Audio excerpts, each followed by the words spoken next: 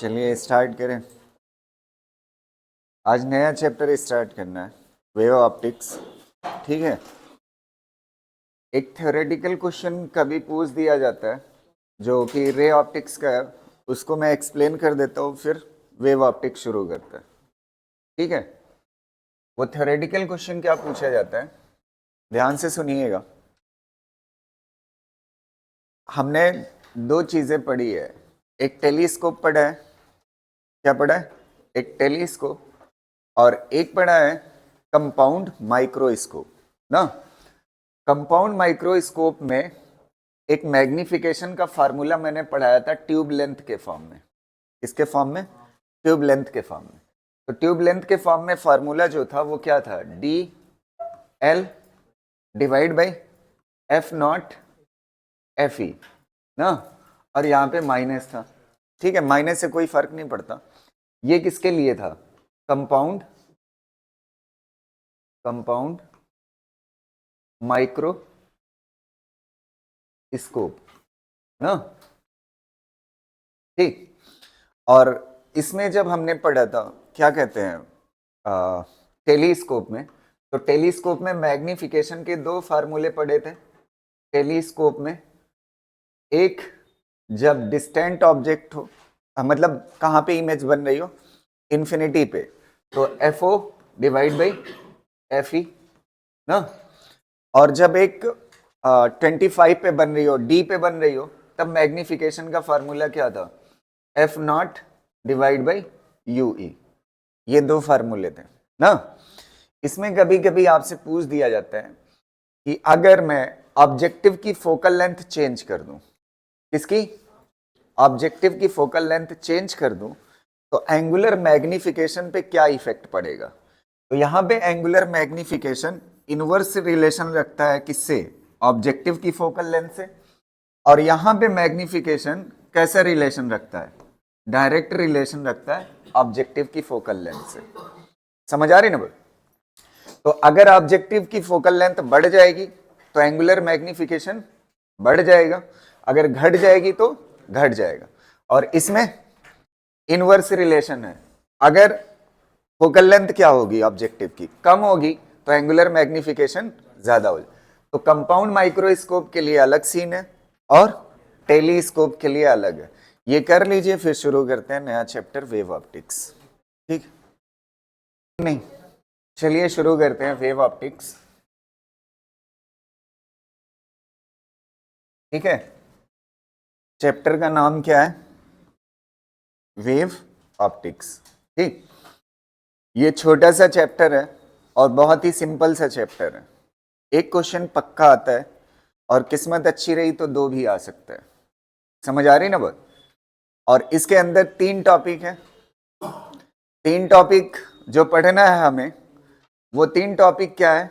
Young double slit, ठीक है, या इंटरफेरेंस कह लीजिए। क्या कह लीजिए?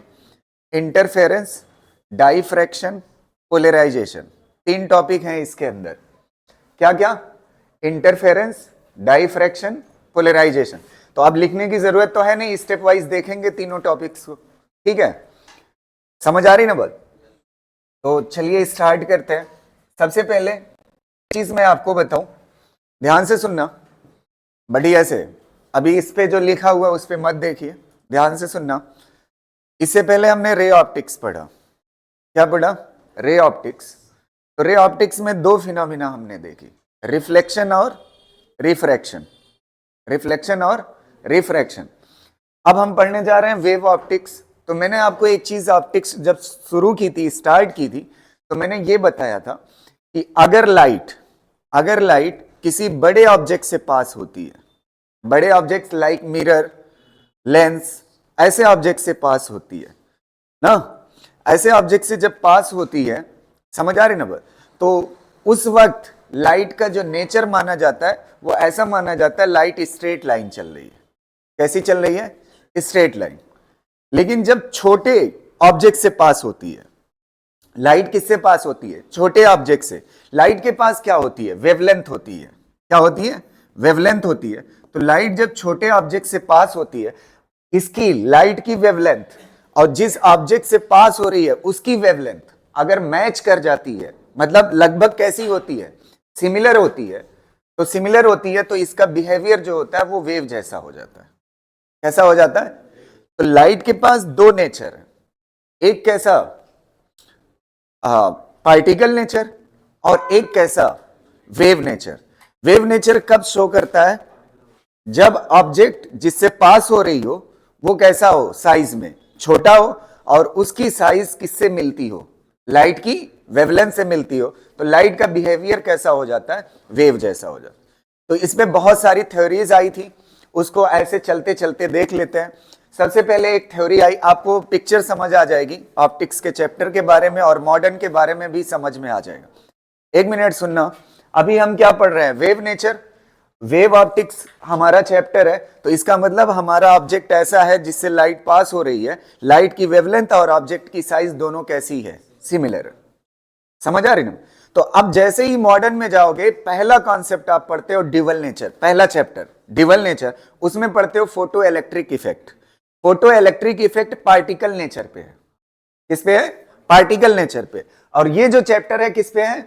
वेव नेचर पे। तो आपको समझ आ रहा है, आज वेव नेचर पढ़ लेंगे, आगे चल के पार्टिकल नेचर पढ़ लेंगे। समझ आया?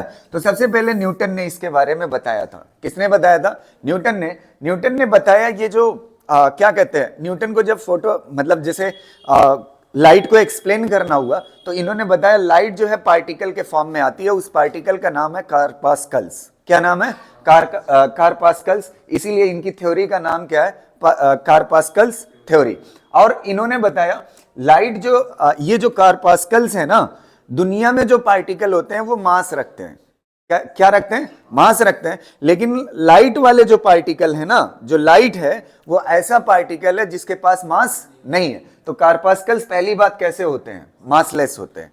और दूसरा, इन्होंने एकदम उल्टा कॉन्सेप्ट कर दिया। हमने पढ़ा है कि जो लाइट की स्पीड होती है वो डेंसर में क्या हो जाती है? कम, और रेयरर में क्या होती है? ज्यादा। इन्होंने उल्टा एक्सप्लेन कर दिया इस बात को, मतलब एक्सप्लेन नहीं किया, बता दिया। इन्होंने बताया डेंसर में वेलोसिटी क्या होती है लाइट की? ज्यादा, और रेयरर में क्या होती है? कम। और तीसरी चीज इन्होंने बताया, अगर लाइट अलग अलग कलर की है, किसकी है? अलग अलग कलर की, तो इनके पार्टिकल्स जो हैं वो अलग अलग साइज के हैं। इनके पार्टिकल्स कैसे हैं? अलग अलग साइज के। तो ये तीन चीजें इन्होंने बताई थी। किसने? न्यूटन ने। अब न्यूटन ने जो ये बताया है कि लाइट जो है वो किससे बना हुआ है? कार्पास्कल से बना हुआ है। तो कार्पास्कल्स पार्टिकल की वजह से इससे दो फिनोमिना एक्सप्लेन हो पाई, रिफ्लेक्शन और रिफ्रैक्शन। और फेल क्या हो गया? फेल पूरा हो गया। क्या क्या चीज? इंटरफेरेंस, डाइफ्रैक्शन और पोलराइज। मतलब वेव ऑप्टिक्स में जो हमें पढ़ना है ना, उसको न्यूटन ने एक्सप्लेन ही नहीं कर पाया। समझ आ रही ना बात? तो इसका मतलब रे ऑप्टिक्स जहां तक हमने पढ़ा है, अभी तक हमने किसकी बात की है? न्यूटन्स की बात की है। न्यूटन के अकॉर्डिंग क्या एक्सप्लेन हो पाया? रिफ्लेक्शन और रिफ्रैक्शन। और फेल्यूर किसमें मिला? इंटरफेरेंस, डाइफ्रैक्शन और पोलराइज। यही तीन चैप्टर, यही तीन टॉपिक है जो हमें किसमें पढ़ना है? वेव ऑप्टिक्स में। अब अगली थ्योरी देखिए, दूसरी। फिर उसके बाद दौर आता है हाइजेंस का। किसका आता है? हाइजेंस का। हाइजेंस ने बोला लाइट जो है ना पार्टिकल नहीं है लाइट के पास, बल्कि नेचर जो है वो वेव नेचर है। कैसा है? Wave nature. और वेव नेचर के साथ साथ इन्होंने मैकेनिकल वेव बोला। तो मैंने इलेक्ट्रोमैग्नेटिक वेव में आपको समझाया था मैकेनिकल वेव का मतलब। मैकेनिकल वेव उसे कहते हैं जिसको चलने के लिए मीडियम की जरूरत पड़ती है। जिसको चलने के लिए किसकी जरूरत पड़ती है? मीडियम की जरूरत पड़ती है। तो हाइजन ने बताया कि ये एक, मतलब ये जो लाइट हम पढ़ रहे हैं या समझ रहे हैं, ये कैसी है? वेव है। और इसको चलने के लिए किसकी जरूरत होती है? मीडियम की। तो जब इनसे बोला गया कि आप ये बताइए वो मीडियम कहाँ है, सन से तो लाइट हम तक आ जा रही है, तो इन्होंने बताया ये जो हमारा एटमॉस्फियर है, इसके अंदर एक चीज है, एक मीडियम है जिसका नाम क्या है? ईथर। क्या नाम है? ये किसका नाम बताया? मीडियम का। ये हाइपोथेसिस थी, बस ऐसे ही उन्होंने रफली बोल दिया था कि अगर लाइट को चलने के लिए किसकी जरूरत है? मीडियम की। तो इस एटमॉस्फेयर में एक मीडियम पड़ा हुआ है जिसका नाम क्या है? ईथर, जिसके थ्रू लाइट क्या करती है? ट्रेवल करती है। अच्छा, मैकेनिकल वेव के साथ साथ मैकेनिकल वेव दो तरह की होती है। एक होती है लॉन्गिट्यूडनल और दूसरी कैसी होती है? ट्रांसवर्सल। कैसी होती है? ट्रांसवर्स। तो इन्होंने बोल दिया लॉन्गिट्यूडनल है। कैसी बोल दिया? लॉन्गिट्यूडनल। तो लॉन्गिट्यूडनल की डेफिनेशन मैंने बताया था कि अगर ऐसे ऑसिलेशन हो रहा है पार्टिकल का, ऐसे जा रहा है, ऐसे वापस आ रहा है, फिर जा रहा है, फिर वापस आ रहा है, और इसी डायरेक्शन में वेव भी चल रही है, जिस डायरेक्शन में ऑसिलेशन उसी डायरेक्शन में अगर वेव चलती है तो इसे क्या बोलते हैं? लॉन्गिट्यूडनल। और अगर जिस डायरेक्शन में ऑसिलेशन है उसके परपेंडिकुलर क्या चलती है? परपेंडिकुलर वेव चलती है। जैसे ये डायरेक्शन किसकी है? ऑसिलेशन की, और वेव इधर चल रही है, तो इसे क्या बोलते हैं? ट्रांसवर्सल। क्या बोलते हैं? तो इन्होंने किसका बता दिया? कैसी है? लॉन्गिट्यूडनल है। किसके बारे में? लाइट के बारे में। लाइट कैसी है? लॉन्गिट्यूडनल है। और कैसी है? Mechanical wave. फिर उसके बाद इनकी थ्योरी से क्या क्या एक्सप्लेन हो पाया? इंटरफेरेंस एक्सप्लेन हो गया, डाइफ्रैक्शन हो गया, रिफ्लेक्शन हो गया, रिफ्रैक्शन हो गया, एक बच गया पोलराइजेशन। क्या बच गया? अब मैं आपको बताऊं, एक चैप्टर हम पढ़ चुके हैं, इलेक्ट्रोमैग्नेटिक वेव। क्या पढ़ चुके हैं?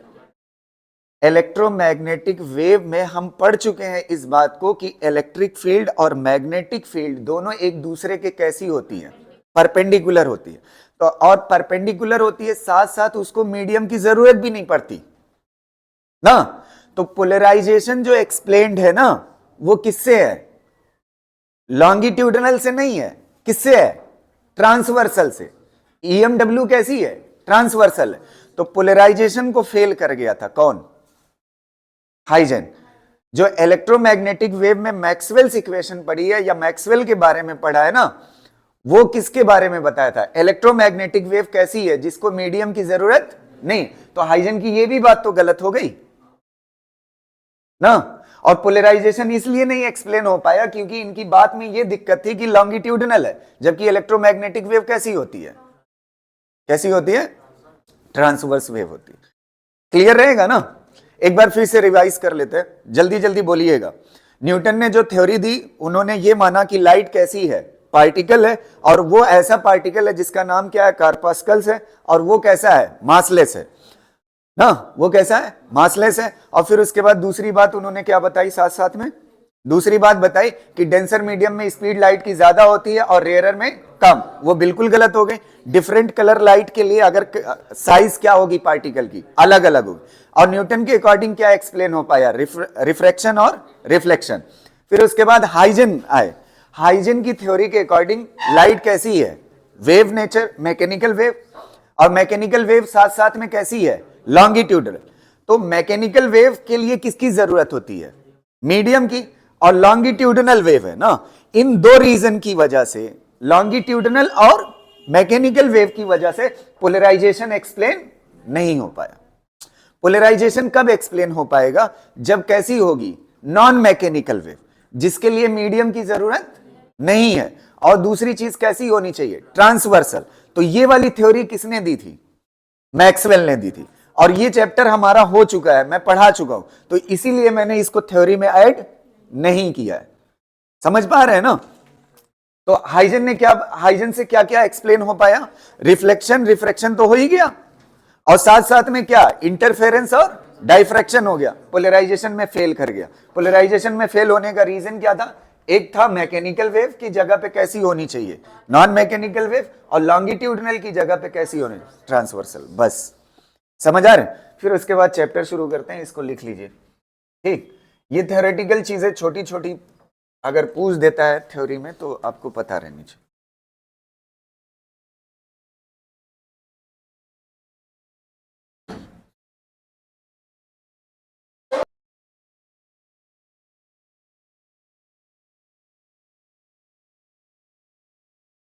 हो गया? इसको देखो,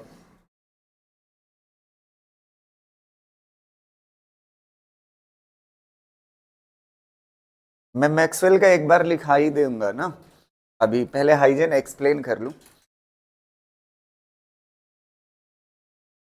लिख चुके? एक मिनट। अब आप थोड़ा सा, हाइजन से पूछा गया ना, अगर लाइट वेव के फॉर्म में चलती है ना, लाइट किसके फॉर्म में चलती है? वेव के फॉर्म में। तो ये ट्रेवल कैसे करती है एक जगह से दूसरी जगह ना? तो हाइजन ने उस चीज को बताने की कोशिश की वेव फ्रंट के फॉर्म में। किसके फॉर्म में? Wave front. तो समझते हैं वेव फ्रंट क्या होता है। जैसे आपने उसमें पढ़ा था इलेक्ट्रोस्टैट में, ये बात पढ़ी थी ना, इलेक्ट्रिक फील्ड के इक्विपोटेंशियल सरफेस पढ़ा था ना, याद है? इक्विपोटेंशियल सरफेस इलेक्ट्रिक फील्ड के कैसी होती है? परपेंडिकुलर। एकदम सिमिलर कॉन्सेप्ट है वेव फ्रंट का। कैसी होती है? परपेंडिकुलर। तो जैसे इक्विपोटेंशियल सरफेस परपेंडिकुलर होती है इलेक्ट्रिक फील्ड के ना, वैसे ही इन्होंने बताया वेव फ्रंट जो होता है, जैसे मान लेते हैं ये लाइट सोर्स है, ये क्या है? लाइट सोर्स है। इससे चारों तरफ लाइट निकल रही है, इससे चारों तरफ कैसी क्या निकल रही है?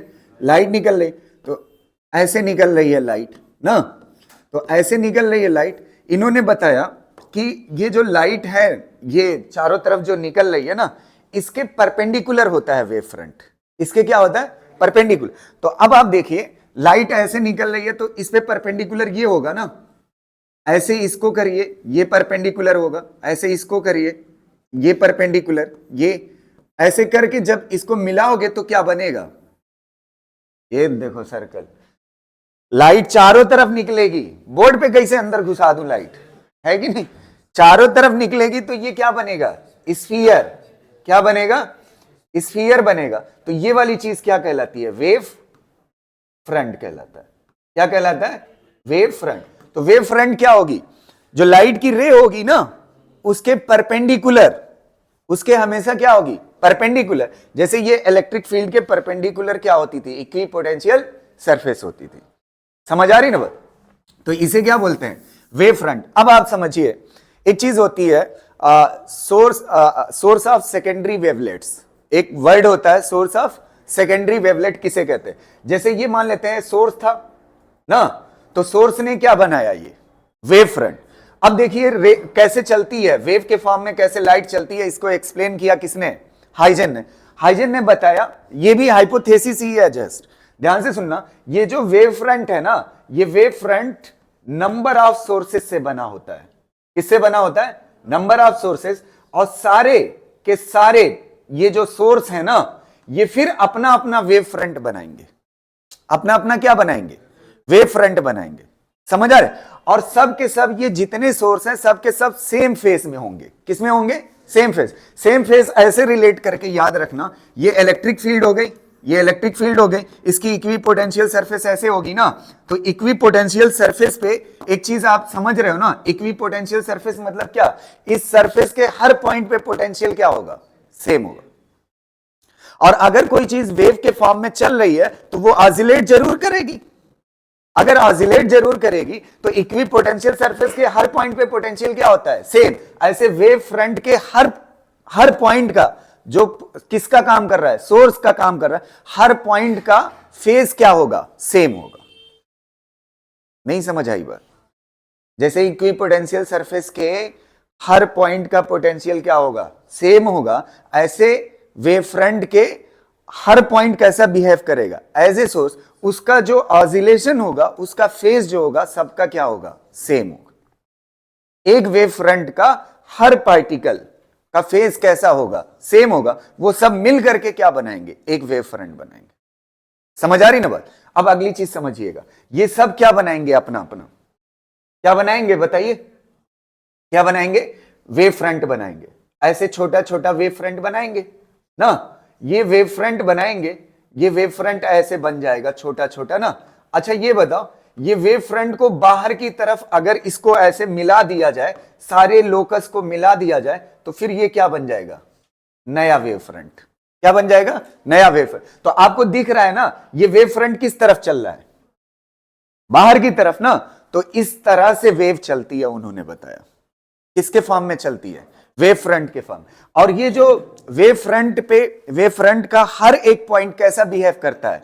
सोर्स के जैसा। इसको बोला गया, इस सोर्स को बोला गया सोर्स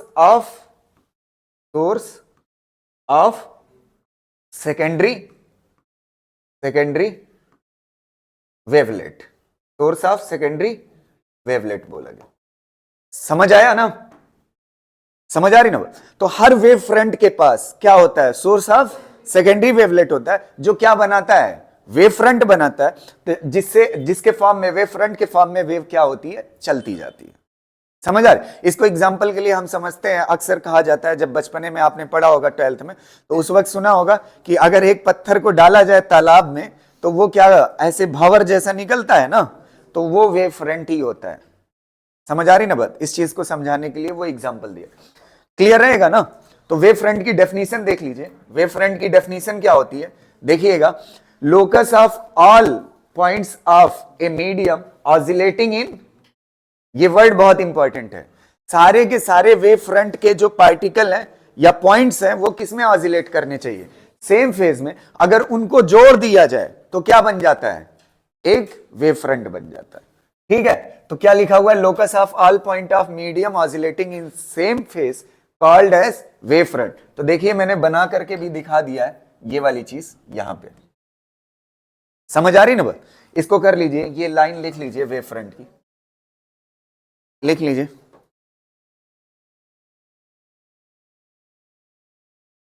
वेव फ्रंट की डेफिनेशन लिख लीजिए।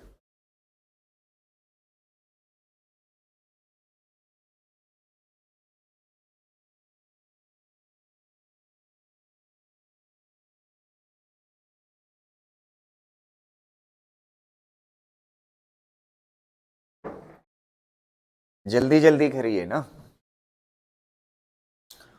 हो गया ये।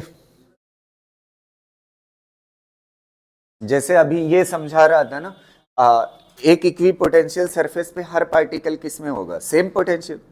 इक्वी पोटेंशियल सरफेस समझाया ना, ये ऐसे, इसके इक्वी पोटेंशियल सरफेस पे हर पॉइंट पे पोटेंशियल क्या होगा, सेम।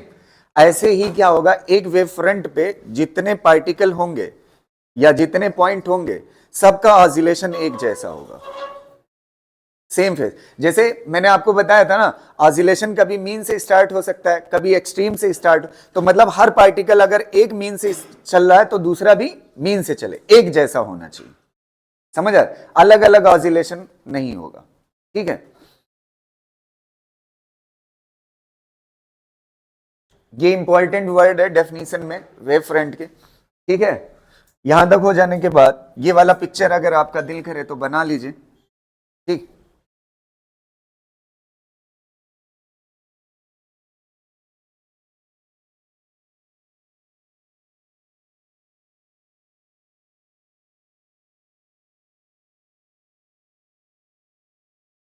तो पॉइंट सोर्स का वेव फ्रंट कैसा होगा, अगर क्वेश्चन पूछा जाए आपसे, स्फेरिकल होगा। पॉइंट सोर्स का वेव फ्रंट कैसा होगा, स्फेरिकल होगा। याद रखिएगा, पॉइंट सोर्स का वेव फ्रंट कैसा होगा, स्फेरिकल होगा। एक और यहीं पे बना लीजिएगा। अच्छा, अगर सोर्स ऐसा हो वायर के जैसा, कैसा हो, वायर के जैसा, तो वायर के जैसा होगा तो सोर्स में ऐसे नंबर ऑफ सोर्सेज लगे होंगे छोटे छोटे, है कि नहीं?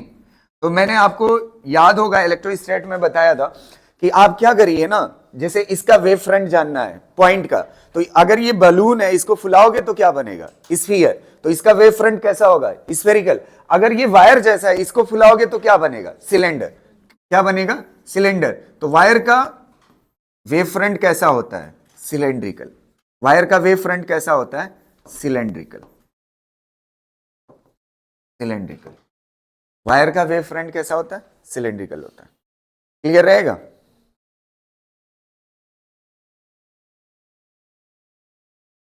पॉइंट सोर्स का स्फेरिकल, वायर का सिलेंड्रिकल। समझ आ रही ना बात? और एक इंपॉर्टेंट फार्मूला जो अभी क्वेश्चन में काम आ सकता है और थ्योरी के पॉइंट ऑफ व्यू से बहुत इंपॉर्टेंट है, ध्यान से सुनिएगा। इंटेंसिटी का एक फार्मूला होता है, इंटेंसिटी इज इक्वल टू होता है पावर डिवाइड बाई एरिया। क्या होता है, पावर डिवाइड बाई एरिया। तो इसका वेव फ्रंट कैसा है, स्फेरिकल है, तो पावर डिवाइड बाई एरिया क्या हो जाएगा, 4 पाई आर स्क्वायर। तो इंटेंसिटी इनवर्सली रिलेशन रखती है किसके साथ, पोजीशन के साथ। जैसे जैसे आर बढ़ेगा वैसे वैसे इंटेंसिटी क्या होगी, कम होगी। तो इंटेंसिटी का रिलेशन आर के साथ कैसा है, 1/r²। जब सोर्स कैसा हो, पॉइंट सोर्स हो। ये बहुत इंपॉर्टेंट फार्मूला है, बहुत बहुत बहुत ज्यादा। इसमें देखिएगा, इसमें इंटेंसिटी का रिलेशन देखिए, पावर डिवाइड बाई एरिया होगा। पावर डिवाइड बाई, अगर लाइन सोर्स है, एरिया का फार्मूला सिलेंडर है ना, वेव फ्रंट कैसा है, सिलेंड्रिकल, तो सिलेंडर के लिए फार्मूला क्या होता है, अगर इसकी रेडियस आर है 2 पाई आर एल। समझ आ रही ना बात, कितना होता है 2 पाई आर एल। तो इंटेंसिटी का कैसा रिलेशन है आर के साथ, इनवर्स रिलेशन। तो सिलेंड्रिकल के केस में इंटेंसिटी आर के साथ कैसे वेरी करती है, इनवर्स, और इसमें कैसे वेरी करती है आर स्क्वायर। तो इंटेंसिटी दोनों में डिक्रीज कर रही है, लेकिन रिलेशन दोनों का कैसा है, अलग अलग। समझ आ रही ना बात।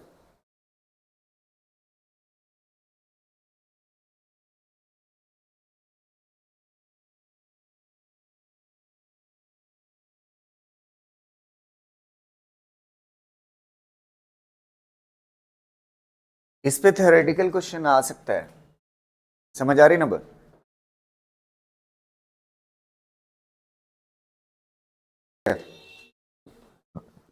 अगली चीज देखिएगा, आपने वहां पे दो तरह की, हाँ, रे ऑप्टिक्स में जब उससे लेंस से, कॉन्वेक्स लेंस से रेज निकलती है तो कैसी निकलती है, कन्वर्जिंग ना। कैसी निकलती है, कन्वर्जिंग निकलती है। तो कन्वर्जिंग अगर निकलती है तो इसका वेव फ्रंट कैसा होगा, थोड़ा सा बताइएगा। ऐसे परपेंडिकुलर कट करोगे ना, परपेंडिकुलर कट करोगे तो इसको मिलाओगे तो ऐसे ही तो बनेगा, कर्व टाइप, इस तरह से ना। अब देखिए कन्वर्जिंग साइड कैसा है, कॉनकेव या convex. Converging side, converging side अंदर है ना, तो कैसा है, कॉनकेव। और इधर की तरफ कैसा है, कॉन्वेक्स। तो कन्वर्जिंग साइड से देखा जाएगा, किस तरफ से, तो इसका नेचर कैसा कहलाएगा, कॉनकेव टाइप। कैसा कहलाएगा, कॉनकेव टाइप। समझ आ रही ना बात। तो इसका वेव फ्रंट कैसे नेचर का होगा, कॉनकेव नेचर का। और अगर आपकी डाइवर्जिंग रेज कहां से निकलती थी, कौन सा, कॉन्वे, ये तो हो गया, ये कौन सा है, किससे, कॉन्वेक्स से निकल रही है ना, कॉन्वेक्स से कन्वर्जिंग और कॉनकेव से डाइवर्जिंग रेज निकलती थी। लेंस की बात कर रहा हूं मैं। तो अगर कॉनकेव से देखोगे तो ये डाइवर्जिंग रेज है, कैसी है, डाइवर्जिंग रेज ऐसे निकल रही। तो इसका कैसा होगा बताइए, ऐसा ही होगा, इसका भी ना, इसका भी ऐसा ही होगा। लेकिन एक चीज आप समझिए, डाइवर्जिंग साइड कैसा है, एरो इधर है ना, तो डाइवर्जिंग साइड कैसा है, कॉन्वेक्स है। तो इसका नेचर कैसा लिया जाएगा, ये वर्ड में गलती हो जाती है। समझ आ रही ना बात। डाइवर्जिंग साइड कैसा है, कॉन्वेक्स। इसमें कैसे देखे हो आपने, कन्वर्जिंग साइड से। तो ये कन्वर्जिंग नेचर की बीम है, और ये कैसे नेचर की है, डाइवर्जिंग। तो डाइवर्जिंग के अकॉर्डिंग इसमें देखा जाएगा और इसमें कन्वर्जिंग के अकॉर्डिंग। क्लियर रहेगा, कर लीजिए इसको। एक थ्योरेटिकल क्वेश्चन मैं आपसे पूछता हूं, अगर सन से लाइट आ रही है हम तक, उसका वेव फ्रंट कैसा होगा। नहीं, सन से लाइट पैरेलल हो जाती है, और पैरेलल अगर रेज है ना, पैरेलल, तो पैरेलल का कैसा होगा, प्लेन होगा। कैसा होगा, प्लेन। अगर कहां से आ रही है, डिस्टेंस से आ रही है ना, तो कैसा हो जाएगा, प्लेन।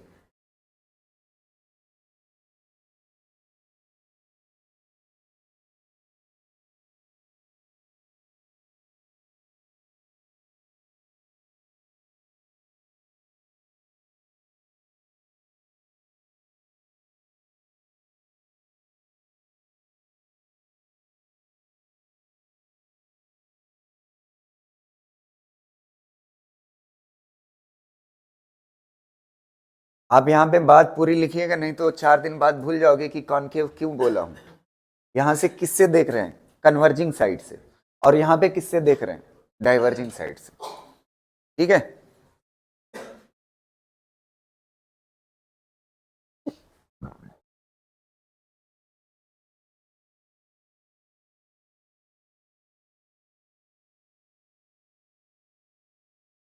क्लियर रहेगा।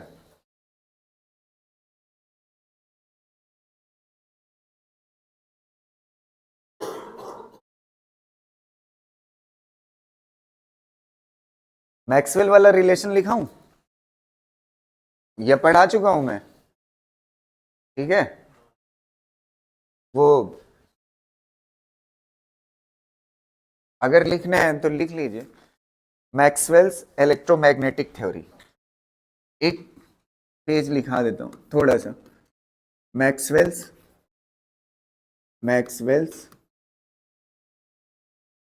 Electromagnetic theory. इसके अकॉर्डिंग पहली बात क्या है? पहली बात, वेव कैसी है, मतलब लाइट कैसी है? Non mechanical. कैसी है? Non mechanical. और दूसरी चीज कैसी है? ट्रांसवर्सल। कैसी है? ट्रांसवर्सल। ठीक है। नॉन मैकेनिकल मतलब मीडियम की जरूरत नहीं है, और दूसरी चीज कैसी है? ट्रांसवर्सल। और ये किसको एक्सप्लेन कर दिया? एक्सप्लेन किसको कर दिया? पोलराइजेशन। किसको कर दिया? पोलराइजेशन। ठीक है, ये बातें लिख लीजिए। और इसका फार्मूला अगर आपको याद हो, जाकर के चैप्टर खोलिएगा electromagnetic wave. E naught divide by B naught is equal to C लिखा मिलेगा आपको। ठीक है।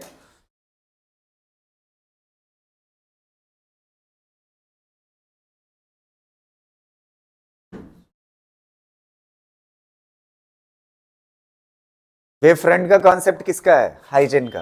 और वो भी कैसा है? Hypothetical type. बाद में तो वो फेल कर जाता है, उनकी बातें।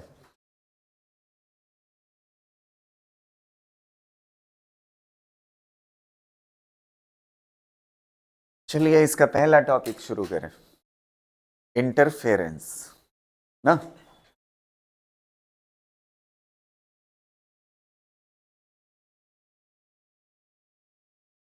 कर लिया आप? अब इलेक्ट्रोमैग्नेटिक वेव की काफी बातें यहां पे यूज होगी इंटरफेरेंस में। इंटरफेरेंस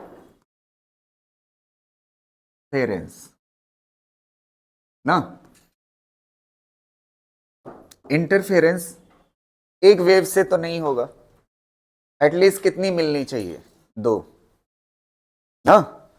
इंटरफेयर वर्ड से पता चल रहा है, अकेला खुद को कैसे छेड़ सकता है कि नहीं? तो कम से कम कितनी वेव्स चाहिए? दो वेव्स चाहिए। और दोनों क्या करे? एक वेव दूसरे वेव को क्या करेगी? इंटरफेयर करे। अब देखिए यहां पे दो सोर्सेस मान लेते हैं, एक S1 और एक मान लेते हैं S2। दो सोर्स है हमारे पास, ठीक है। एक S1 है, दूसरा S2 है, और यहां पे एक पॉइंट मान लेते हैं, और दोनों वेव सोर्स है। अब ये जो इंटरफेरेंस का कॉन्सेप्ट है ना, ये हर तरह की वेव के लिए, चाहे लॉन्गिट्यूडनल हो चाहे ट्रांसवर्सल हो, हर तरह की वेव में ये लग जाएगा, चाहे मैकेनिकल हो चाहे नॉन मैकेनिकल हो। इंटरफेरेंस में तो कोई दिक्कत ही नहीं आई, चाहे लॉन्गिट्यूडनल मान लो चाहे ट्रांसवर्सल। मसला किसमें है? पोलराइजेशन में जाकर के। समझ पा रहे हो ना? तो ये हर तरह की वेव के लिए इंटरफेरेंस कोई दिक्कत नहीं करता, जैसी भी, बस वेव होनी चाहिए। जब दो वेव मान लेते हैं, एक वेव यहां से निकली, ठीक है, और एक वेव यहां से निकली, यहां से। अब आपको मैंने वेव इक्वेशंस पढ़ा दी थी, ऑसिलेशन की इक्वेशन भी पढ़ाई थी और वेव इक्वेशन पढ़ाई थी। वेव इक्वेशन में क्या खासियत होती है? y is equal to A sine omega T plus K X, ऐसे लिखा होता है ना। इसमें क्या होता है? Omega T plus K X होता है। अगर एक्स हट जाए तो ऑसिलेशन की इक्वेशन कहलाने लगती है। किसकी कहलाने लगती है? ऑसिलेशन की। अब देखिए ये हमारे पास इक्वेशन है, y इज इक्वल टू, इसको वन कर लीजिए। दो सोर्स है ना, एक S1 है और एक S2 है, तो इसकी इक्वेशन लिखोगे तो क्या हो जाएगा? y2 is equal to A2 sine omega T plus K X. ये हो गई इसकी इक्वेशन। अभी ये दोनों जो है ये वेव की इक्वेशन है। अब आप देखिए इस पॉइंट पे जब आप पहुंचे तो ये वाली दूरी x1 है, ये वाली दूरी कितना है? x1 है। तो ये वाली दूरी जब यहां पे पहुंचोगे इस पॉइंट पे, तो x की जगह पे क्या हो जाएगा? x1 हो जाएगा। तो y1 इज इक्वल टू क्या हो जाएगा? A1 sine omega T plus के x1 हो जाएगा। और ये वाली वेव जब यहां पे पहुंचेगी, ये वाली दूरी कितना है? x2 है। तो ये क्या हो जाएगी equation? y2 is equal to A2 sine omega T plus K x2 हो जाए। यहां तक कोई दिक्कत? आपको पता है ये वेव इक्वेशन है, ये वेव इक्वेशन है, ये ऑसिलेशन की है। आपने एक्स फिक्स कर दिया। अगर एक्स फिक्स कर दिया इसका मतलब एक पार्टिकल की बात कर रहे हो आप, और एक पार्टिकल की जो बात करती है इक्वेशन उसे क्या बोलते हैं? ऑसिलेशन की। अभी इसमें एक्स फिक्स है तो ये तो वेव है, समझ आए? अब एक्स आपने रख दिया ना, इसका मतलब आप कौन सी बात कर रहे हो? इस पार्टिकल की ना। तो जब एक पार्टिकल के लिए डिसाइड हो जाती है इक्वेशन तो वो क्या कहलाती है? ऑसिलेशन। तो ये ऑसिलेशन की इक्वेशन है और ये भी क्या है? ऑसिलेशन की इक्वेशन। अब सबसे पहले एक चीज हम समझते हैं, फेज डिफरेंस। क्या समझते हैं? Phase difference. ये वाला और ये वाला, ये मान लेते हैं कितना है? φ1, और ये कितना है? φ2। ध्यान से सुनिएगा, ये कितना है? φ1 और ये कितना है? φ2। अच्छा, इन दोनों में से बड़ा कौन है? अगर मैं ये मान लेता हूं x2 बड़ा है किससे? x1 से। अगर मैंने मान लिया x2 बड़ा है x1 से, तो इसका मतलब φ2 बड़ा है φ1 से। तो आप फेज डिफरेंस निकाल सकते हैं कि नहीं? फेज डिफरेंस कितने के बराबर होगा? φ2 माइनस φ1 ना। अच्छा ये बताओ, इसमें से इसको माइनस करोगे, ओमेगा टी क्या हो जाएगा? गायब हो जाएगा। बचेगा क्या? के x2 माइनस x1 ना। एक फार्मूला बन गया, ये फेज डिफरेंस है। अच्छा, इसको डेल मैं नहीं लिख रहा हूं। डेल मैं इसलिए नहीं लिख रहा हूं क्योंकि अभी जब फार्मूले में लिखूंगा तो अच्छा नहीं लगेगा, इसलिए नहीं लिख रहा हूं। समझ आ रही ना बात? तो ये क्या चीज है? Phase difference. तो फेज डिफरेंस कितने के बराबर होता है? के। और इसको क्या बोलेंगे? इसको बोलते हैं पाथ डिफरेंस। क्या बोलते हैं?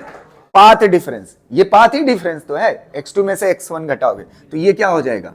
Delta x। तो एक फार्मूला आ गया, फेज डिफरेंस किसके बराबर होता है? k times of path difference. और k को मैं पढ़ा चुका हूं, वेव नंबर बोलते हैं। और k की वैल्यू कितने के बराबर होती है? 2π/λ के बराबर। अब जिसने नहीं पढ़ा इलेक्ट्रोमैग्नेटिक वेव, पढ़ा चुका हूं मैं। k इज इक्वल टू कितने के बराबर होता है? 2π/λ के बराबर। यहां तक कोई दिक्कत? फेज डिफरेंस पता चल गया? समझ आ रही ना बात? अब एक ईमानदारी से बात बताइए, ध्यान से सुनना मेरी बात। अगर ये दोनों वेव की फ्रीक्वेंसी अलग अलग होती, दोनों वेव की फ्रीक्वेंसी क्या होती? अलग अलग होती। तो अलग अलग होती तो यहां पे ω1 होता और यहां पे, और इसमें से जब इसको घटाते तो 0 ना आता। अभी ω कैंसिल हो गया है ना, तब कैंसिल होता। अगर कैंसिल नहीं होता तो इक्वेशन में t आता, और इक्वेशन में अगर t आता तो फेज क्या होता? लगातार वेरिएबल फेस हो जाता ना। अगर वेरिएबल फेस हो जाता है उसे बोलते हैं नॉन कोहेरेंट। क्या बोलते हैं? तो इसका मतलब अभी हमने इन दोनों सोर्सेस को कैसा मान रखा है? कोहेरेंट। कोहेरेंट का मतलब होता है जिसकी फ्रीक्वेंसी क्या हो? सेम। या तो दूसरा वर्ड हमें समझ आता है, अच्छा ये वाली वैल्यू चेंज होने वाली है, ये एक बार x2 फिक्स हो गया और एक बार x1 फिक्स हो गया, तो इसका डिफरेंस लगातार क्या रहेगा? तो इसका मतलब अगर दो लाइट सोर्सेस कोहेरेंट है ना, तो उनका फेज डिफरेंस हमेशा क्या रहता है? कांस्टेंट रहता है। अगर यहीं पे फेज डिफरेंस, अगर ये फ्रीक्वेंसी अलग अलग होती तो फेज डिफरेंस कांस्टेंट रह पाता, क्योंकि फेज डिफरेंस की इक्वेशन में क्या आता? टाइम, और टाइम रुकने वाली चीज नहीं है। तो टाइम वेरी करता तो फेज वेरी करता। तो कोहेरेंट का मतलब दो निकल के आया। क्या क्या? कोहेरेंट सोर्स का मतलब क्या होता है बताइए? Coherent source. कोहेरेंट सोर्स का मतलब क्या हुआ बताइए? कोहेरेंट सोर्स का पहली मीनिंग क्या है? फ्रीक्वेंसी क्या होगी? फ्रीक्वेंसी क्या होनी चाहिए? फ्रीक्वेंसी जो होनी चाहिए वो क्या होनी चाहिए? दोनों सोर्सेस की कैसी होनी चाहिए? सेम। और दूसरी इंपॉर्टेंट बात क्या है? फेज क्या रहेगा? फेज डिफरेंस क्या रहेगा? कांस्टेंट। यहां पे फेज के बजाय क्या लिखेंगे आप? Phase difference. फेज डिफरेंस कैसा रहेगा? कांस्टेंट रहेगा। है? रुको दो, यहां तक क्लियर है ना? दो बातें कौन कौन सी हो गई? फ्रीक्वेंसी कैसी रहेगी? सेम। और फेज डिफरेंस कैसा रहेगा? कांस्टेंट। तो ऐसे सोर्स को क्या बोला जाता है? कोहेरेंट। और कोहेरेंट सोर्स रखने से यह फायदा हुआ कि फेज डिफरेंस क्या रहेगा? लगातार कांस्टेंट रहेगा ना। अब इससे क्या होगा, मान लेते हैं, ध्यान से सुनना, अभी ये दोनों साउंड सोर्स होते, मैं थोड़ा सा फील दे रहा हूं, ध्यान से सुनना, अगर ये दोनों साउंड सोर्स होते तो साउंड सोर्स होते, तो साउंड सोर्स होने की वजह से इस पॉइंट पे फेज डिफरेंस क्या होता, फिक्स होता ना। तो फेज डिफरेंस फिक्स होने की वजह से एक आवाज सुनाई देगी। अगर फेज डिफरेंस फिक्स ना होगा तो लगातार फेज क्या होगा, अगर अलग अलग फ्रीक्वेंसी के होंगे ना दोनों, अगर अलग अलग फ्रीक्वेंसी के होंगे, दो रेडियो बजाओ, एक इधर से एक इधर से, दो साउंड बजाइए, आपको दोनों गाने मिक्सअप ऐसे सुनाई देगा। क्यों? क्योंकि दोनों की फ्रीक्वेंसी क्या है, अलग अलग, और दोनों की फ्रीक्वेंसी अलग होने की वजह से किसी का क्लियर साउंड, और मुझे चाहिए क्लियर, तो क्लियर के लिए मैं दोनों की फ्रीक्वेंसी क्या मान लूं, सेम, दोनों की फ्रीक्वेंसी मान लूंगा सेम, तो फेज डिफरेंस क्या हो जाएगा, कांस्टेंट। फेज डिफरेंस कांस्टेंट हो जाएगा तो इस पर्टिकुलर पोजीशन पे आवाज कैसी सुनाई देगी, साफ साफ सुनाई देगी, और एक आवाज सुनाई देगी। समझ आ रही ना? अगली चीज समझिएगा, अगर ये लाइट सोर्स होता, अब आप देखिए यही यंग डबल स्लिट एक्सपेरिमेंट पढ़ना है, अगर ये लाइट सोर्स होता और दोनों कोहेरेंट होते तो फेज डिफरेंस चेंज ना होता, फेज डिफरेंस चेंज ना होता तो यहां पे ब्राइट बन रहा था तो ब्राइट ही बनेगा। समझ आए? अगर फेज डिफरेंस वेरी करेगा ना, चेंज करेगा, तो फेज डिफरेंस चेंज करेगा तो कभी फेज डिफरेंस 0 हो जाएगा तो पता चला ब्राइटनेस खत्म। समझ आए? तो लगातार यहां पे क्या होगा, ऑसिलेशन। हम ये चाहते नहीं, हम चाहते हैं हमारी जो फ्रिंज बने ना, आगे चल के अभी परेशान ना होना, वो क्लियर कट बने। वो कैसी बने, वो ऐसा ब्राइट डार्क वाला गेम ना खेले फ्रिंज। समझ आए? तो इसलिए हमने सोर्स को कैसा मान लिया, कोहेरेंट। कोहेरेंट सोर्स मानने से फायदा क्या हो गया, फेज चेंज नहीं होगा, और फेज लगातार क्या रहेगा, फेज डिफरेंस कांस्टेंट। और कोहेरेंट सोर्स मिलता कैसे है, फ्रीक्वेंसी क्या हो, सेम। एक इंपॉर्टेंट बात इसकी और स्टार मार्क करके लिखिएगा, कभी भी दो individual sources, independent sources coherent नहीं हो सकते। समझ आ रही ना बात? कोहेरेंट का मतलब, अभी आप पढ़ोगे आगे चल के डबल स्लिट, डबल स्लिट में स्लिट अलग अलग होती है, लेकिन जिस सोर्स से लाइट आ रही होती है वो सेम से आती है। वो किससे आती है, सेम से आती है। समझ आ रही ना बात? तो लाइट के सोर्सेस सेम होते हैं, तो सेम होने पे कोहेरेंट हो सकता है, क्योंकि रीजन क्या होता है, जैसे मान लेते हैं एक बॉडी से, अच्छा ये फोटान ही तो निकलता है, आप केमिस्ट्री में पढ़े होगे, ये कंटिन्यूअस नेचर का नहीं होता, और अगर कंटिन्यूअस नेचर का नहीं होता, अच्छा ये फोटान से मतलब जो लाइट निकलती है, तो ये जनरली हर एक चीज का बेसिक कॉन्सेप्ट है कि वो एटम से बनी होती है। किससे बनी होती है, एटम से। तो जब एक लेवल से दूसरे लेवल पे आती है तो एनर्जी निकलती है, तो एक लेवल से दूसरे, उसमें मिलियन ऑफ एटम है, कोई तीसरे से दूसरे पे आ रहा है, कोई चौथे से पहले पे आ रहा है, तो पॉसिबिलिटी नहीं है। अगर दो इंडिपेंडेंट सोर्सेज होंगे तो वो कोहेरेंट नहीं हो सकते। कोहेरेंट होने के लिए शर्त क्या है, सोर्स क्या होना चाहिए, एक ही होना चाहिए। समझ आ रही ना बात? और डिसकंटिन्यूटी भी रीजन है। तो कोहेरेंट के लिए क्या क्या खासियत है, फ्रीक्वेंसी क्या होनी चाहिए, सेम, जिससे फेज डिफरेंस क्या होगा दो वेव्स का, से कांस्टेंट रहेगा। और तीसरी बात, two independent sources, two independent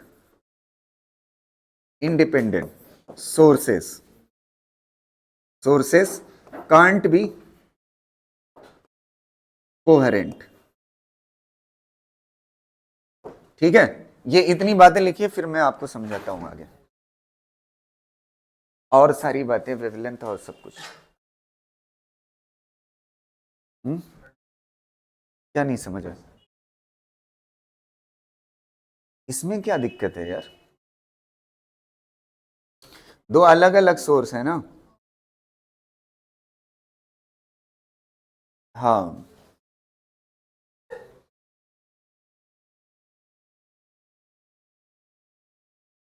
दो अलग अलग सोर्सेस कभी कोहेरेंट नहीं हो सकते, इंडिपेंडेंट। इसीलिए हम यंग डबल स्लिट एक्सपेरिमेंट जब पढ़ेंगे ना, लाइट एक ही सोर्स से आएगी लेकिन गुजरेगी दो स्लिट से, ताकि कोहेरेंट रह सके।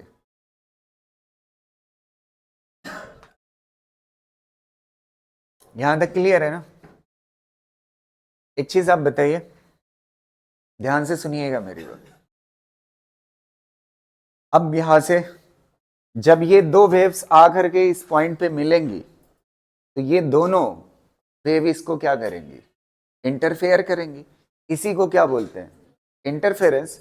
और इसकी नेट इक्वेशन हमें बनानी पड़े, और वो इक्वेशन क्या कहलाएगी, इक्वेशन ऑफ इंटरफेरेंस कहलाएगी ना। अब ये पार्टिकल दोनों की मर्जी से चलेगा ना, समझ आ रही ना बात। ये चाहेगा y1 के अकॉर्डिंग चले और ये चाहेगा y2, चलेगा किसकी मर्जी से, नेट के हिसाब से।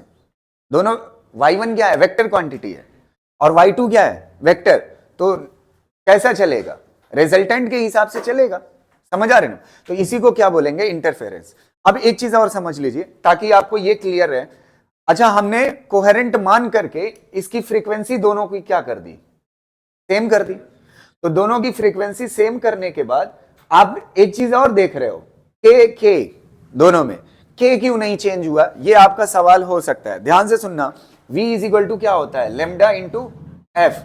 आपने फ्रीक्वेंसी को क्या रखा है, कांस्टेंट। अब आपको मैं बताऊं, अगर सेम मीडियम में दोनों वेव ट्रेवल कर रही है, सेम फ्रीक्वेंसी की, सेम मीडियम में ट्रेवल, तो मीडियम चेंज कराता है ना स्पीड वेव की।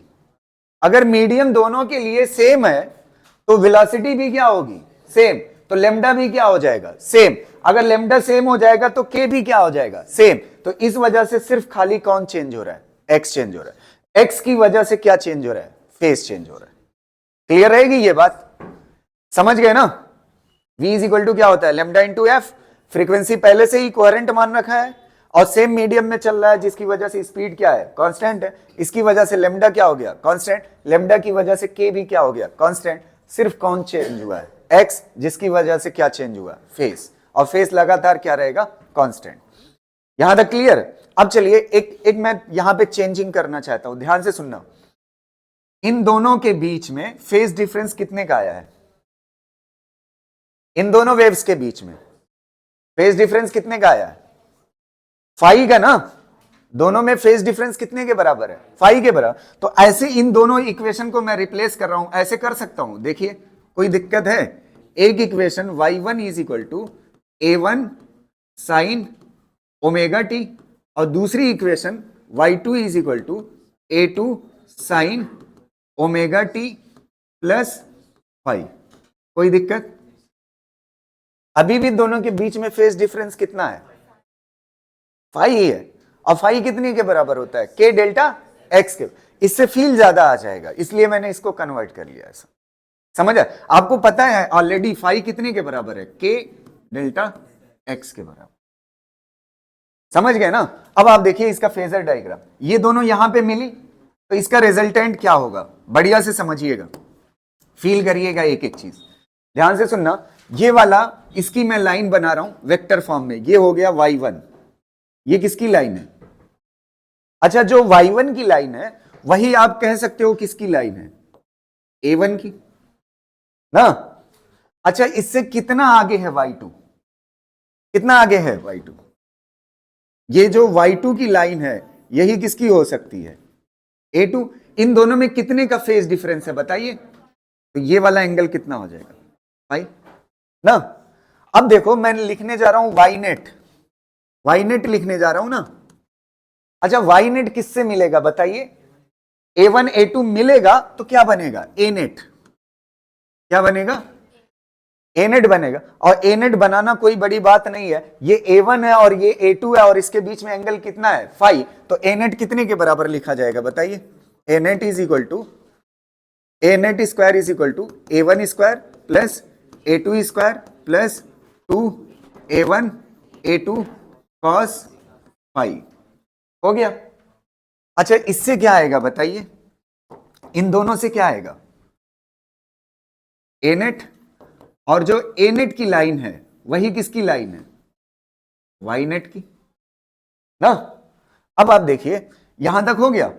अब a नेट आ गया और ये साइन रहेगा, साइन ना। आप ईमानदारी से बताइए ये वाली लाइन किसकी है, ये कौन से फेस की है, ओमेगा टी।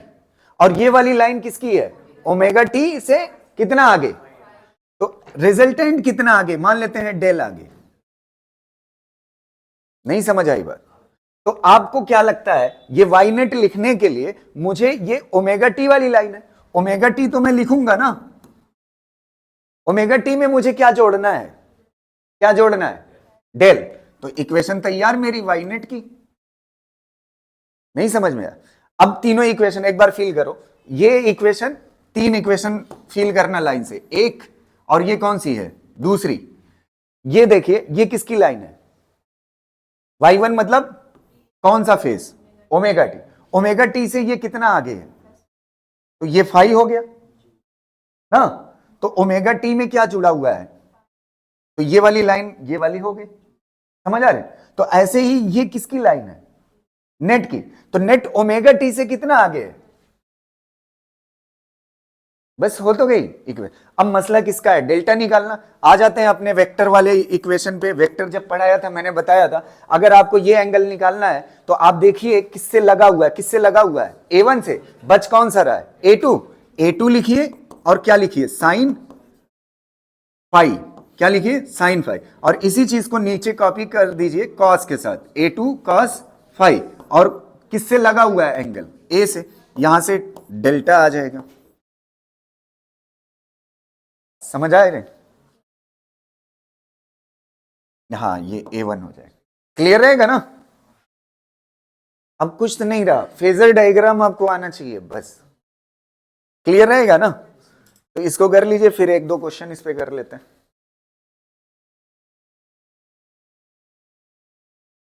हो गया कि नहीं?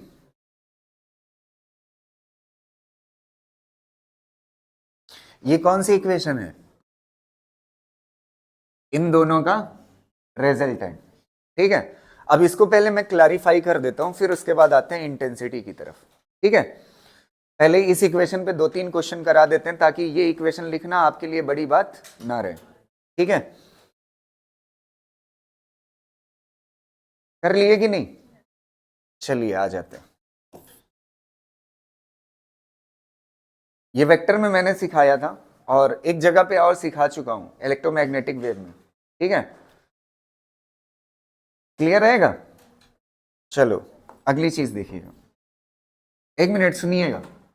अगर आपके पास मान लेते हैं एक इक्वेशन है, y1 is equal to 3 sine omega T, और y2 is equal to 4 sine omega T plus pi by 2, इतना है ना। वाई नेट की इक्वेशन लिखना है, वाई नेट की, देखना ध्यान से। अच्छा ये बताओ, इन दोनों में सबसे पहले फेज डिफरेंस देखो, इसका फेजर डायग्राम सबसे पहले बनेगा। फेजर डायग्राम, इसमें फेज कितना है, ओमेगा टी, इसमें कितना है, ये कौन सी लाइन है, इसको बोल दीजिए, ये कौन सी लाइन है, y1। y1 में ये y1 हो गई ना, और ये वाली लाइन y2 वाली कितना आगे है, 90। तो ये किसकी हो गई, y2 की ना। समझ आ रही ना? अच्छा पैरेललोग्राम कंप्लीट कर लो, कर लिया। ये कौन सी लाइन होगी, रिजल्टेंट y नेट। ये कौन होगा, y नेट। आपको बहुत अच्छे से पता है y1 कितने के बराबर है, एम्पलीट्यूड देखिए। अच्छा जो y1 होता है वही a1 की लाइन होती है ना, तो a1 कितने के बराबर है, 3। और a2 कितने के बराबर है, ये y2 मतलब ये भी, इसको कह रहे सकते हो ना 4। तो y नेट कितना हो जाएगा, a नेट कितना हो जाएगा, 5। तो a नेट आ गया 5 ना। अब क्या लिख लोगे, साइन, और क्या चीज कहां से, रिजल्टेंट कहां से आ रहा है, ओमेगा टी से आ गया ना।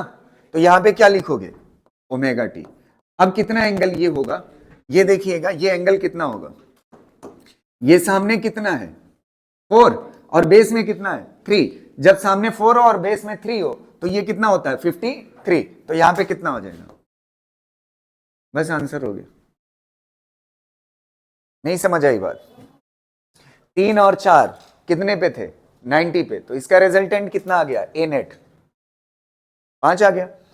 और फिर उसके बाद साइन ओमेगा टी, तो ये वाली लाइन है ही है, इससे कितना ऊपर है वाई नेट, वो एंगल पता करना था, 53 आ गया।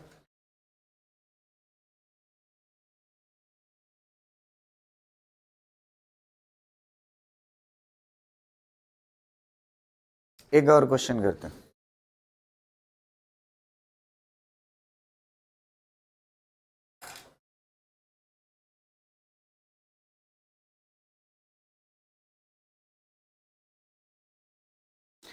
ए नेट वाली इक्वेशन का यूज, ए नेट वाला क्वेश्चन 3 चैप्टर में बनता है, वेव मोशन में, इलेक्ट्रोमैग्नेटिक वेव में, और फिर उसके बाद ये चैप्टर वेव ऑप्टिक्स में। कहीं ना कहीं एक क्वेश्चन जरूर आपको मिल जाएगा। क्लियर है ना? अगला देखिएगा, एक क्वेश्चन और मैं देता हूं, आप ट्राई करिए इसको। Next question, y1 is equal to 3 sine omega T minus 30 और y2 is equal to 3 sine omega T cos omega. अच्छा, इसका वाई नेट कब निकाल सकते हो? जब दोनों साइन में हो। पहले इसको साइन में कन्वर्ट करिए, कितना हो जाएगा? 3 साइन 90 प्लस थीटा किसके बराबर होता है? कॉस थीटा के। किसके बराबर होता है? कॉस थीटा के।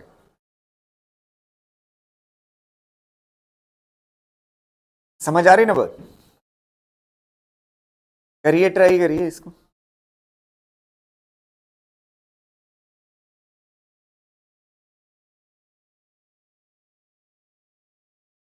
क्या? हाँ, वाई नेट निकालो, इसको कन्वर्ट कर लो। 3 कॉस ओमेगा टी को बदल लो किसमें? साइन में। तो साइन कितना हो जाएगा? साइन ओमेगा टी 90 प्लस होगा ना। 90 की जगह पे आप कितना, पाई बाई 2 की जगह पे कितना रख लो? 90 रख।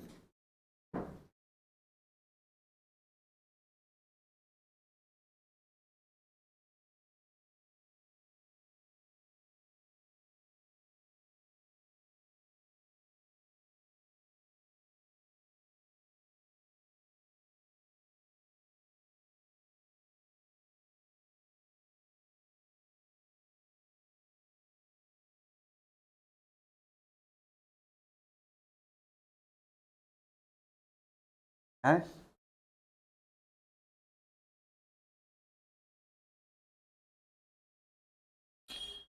3√3 साइन ओमेगा टी प्लस 60 नहीं होगा, यही थोड़ा सा गलती है। अच्छा, कुछ लोग ये सोच सकते हैं ना, यहां पे साइन 90 माइनस थीटा भी लिख सकते थे। साइन 90 माइनस थीटा भी क्या होता है?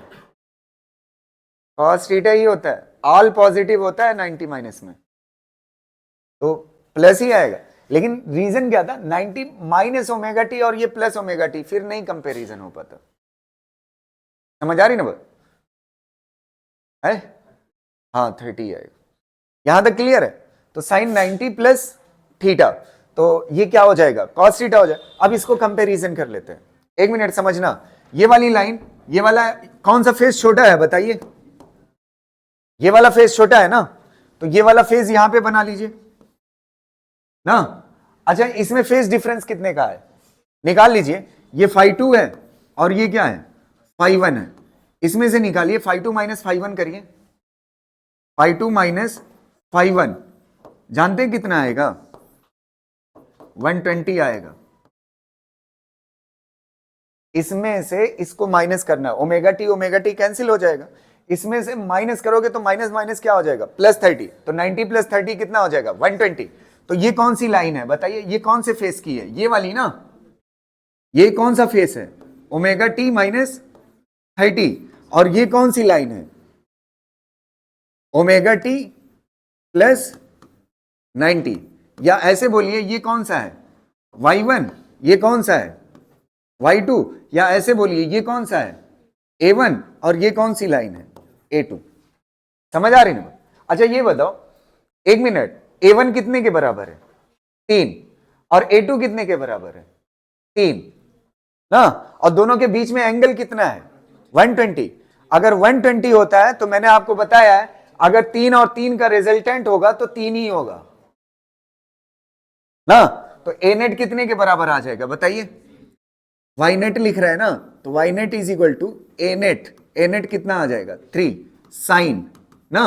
अब ये वाली लाइन कौन सी है बताइए, अच्छा ये 3 है और ये कितना है 3 है, तो रिजल्टेंट कितना आ रहा है 3, अगर दोनों बराबर है तो ये रिजल्टेंट एकदम कहां से आएगा 20 से, ये एंगल कितना होगा 60 ना। तो ये वाली लाइन कौन सी है ओमेगा टी माइनस 30 वाली, इससे कितना एंगल ऊपर है +60, तो -30 + 60 कितना हो जाएगा +30, ये आएगा आंसर। नहीं समझ आई बात, क्लियर है कि नहीं, ये वाली लाइन कौन सी है यार ओमेगा टी माइनस 30, इससे कितना आगे है ये 60, तो इसमें 60 जोड़िए ना तो कितना आएगा +30 है।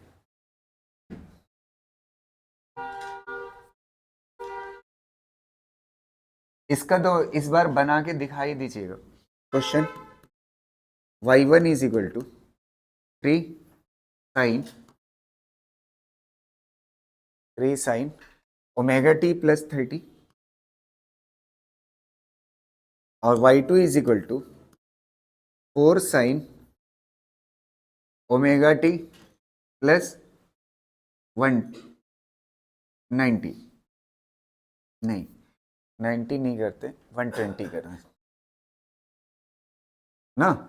वाई नेट लिख करके बताइए, ए नेट आपको साफ दिख रहा है, 4 और 3 का कितना होगा 5 होगा, ए नेट तो हो गया।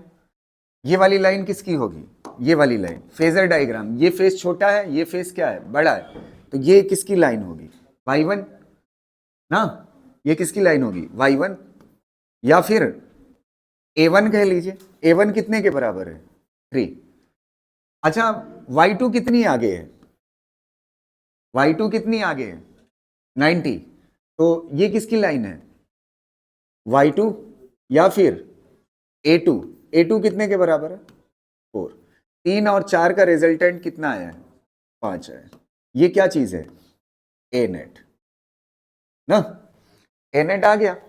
अब इसके बाद ये वाला एंगल निकालना था ना, तो अगर ये 4 है तो ये भी कितना होगा 4, तो अगर सामने 4 है ना और बेस में 3 है तो ये कितना होता है 53, तो अगर ये 53 है तो ये वाली कौन सी लाइन है बताइए y1 वाली, y1 मतलब ओमेगा टी +30 की लाइन, उससे कितना डिग्री आगे, तो इसमें कितना ऐड करना है 53, तो ऐड करोगे तो कितना हो जाएगा 83, तो 5 साइन ओमेगा टी +83, बस आंसर हो गया। अब कर ले जाओगे ना, फेजर डायग्राम क्लियर है, एक बार और कराया हूं मैं, आप अगर कॉपी में पलटोगे तो ठीक है। अब इसका सबसे इंपॉर्टेंट जो इस इंटरफेरेंस के ऊपर है टॉपिक, उसको देखते हैं इंटेंसिटी, ठीक है।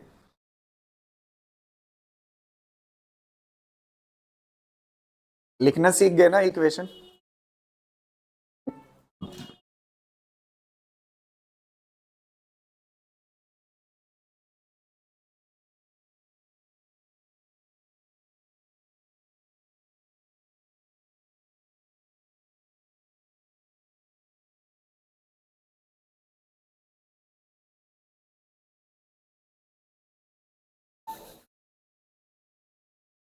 इसी को बोलते हैं वाई नेट को क्या बोलते हैं इंटरफेरेंस की इक्वेशन, ठीक है।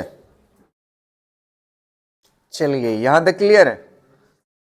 अब अगली चीज देखें, ओए लिख चुके ना, अब देखो ए नेट का फार्मूला क्या पढ़ा, ए नेट का फार्मूला क्या पढ़ा बताइए, A net square is equal to a1 square plus a2 square plus 2a1 a2 cos 5। एक बार थोड़ा सा मुझे बताइएगा, ये जो आपका, एक मिनट सुनिएगा, ये ए क्या है एम्पलीट्यूड, ए क्या है एम्पलीट्यूड, ऑसिलेशन पूरा पढ़ा चुका हूं, अब इसको बताने की जरूरत नहीं है, ए क्या है एम्पलीट्यूड। अब यहां से एक बात सबसे पहले आप गांठ मार के रख लीजिएगा, यहां से इंटेंसिटी जो होती है वो डायरेक्टली प्रोपोर्शनल होती है एम्पलीट्यूड के स्क्वायर के, ये ए क्या है, एम्पलीट्यूड ना। इंटेंसिटी जो होती है वो डायरेक्टली प्रोपोर्शनल होती है किसके, एम्पलीट्यूड के स्क्वायर के। अब ये फार्मूला जो कहां से आया है ये बात पता चलेगी वेव मोशन में। किसमें, वेव मोशन। अभी खाली इतनी बात याद रखिए, इंटेंसिटी डायरेक्टली प्रोपोर्शनल होती है किसके, एम्पलीट्यूड के स्क्वायर के। अच्छा ये बताओ, अगर स्क्वायर को इधर ले आए तो इसका मतलब ये क्या हो जाएगा, रूट आई डायरेक्टली प्रोपोर्शनल किसके। ये दोनों बातें कह सकते हो, कोई दिक्कत इसमें नहीं ना। अब देखिए कैसे हम इंटेंसिटी के फॉर्म में फार्मूले को बदल देंगे, बढ़िया से समझिएगा।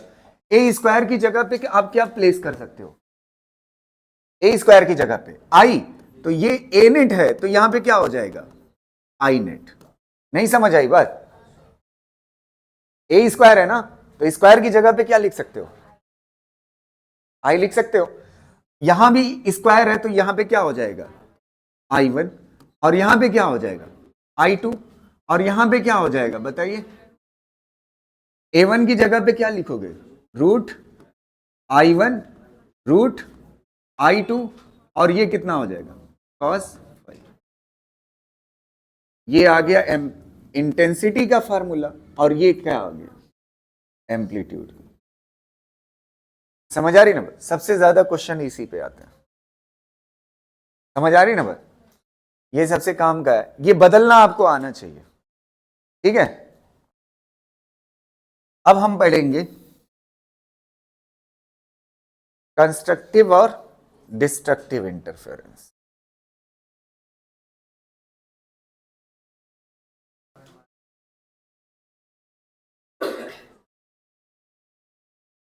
ओए लिख चुके कि नहीं, अब एक काम करते हैं, एक तरफ लिखिए कंस्ट्रक्टिव इंटरफेरेंस और दूसरी तरफ लिखिए डिस्ट्रक्टिव इंटरफेरेंस।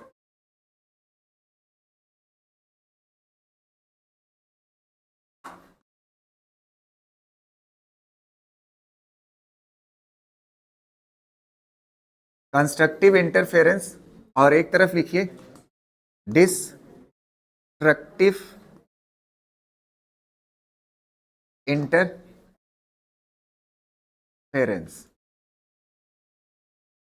ध्यान से सुनिए,